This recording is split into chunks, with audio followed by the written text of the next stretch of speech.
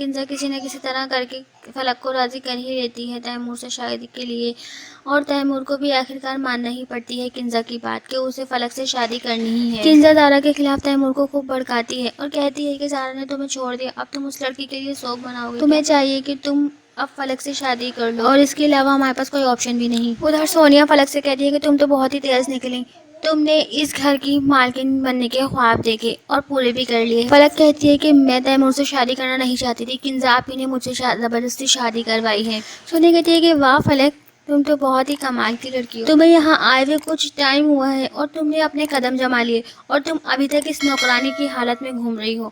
کم از کم تم بھی اس گھر کی مالکن ہو، اور تمہیں بھی چاہیے کہ تم بھی کنزابی کی طرح ان پہ روب جماؤ۔ تم کیوں اتنا روتی دھوتی رہتی ہو ہر وقت؟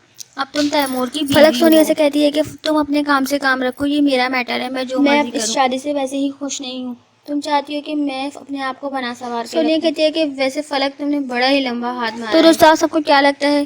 کیا کنزا اب فلک کو بھی اس گھر میں ٹکنے نہیں دے گی؟ کیا تیمور کو فلک سے محبت ہو جائے گی؟ کامنٹس کر کے ہمیں ضرور بتائیں۔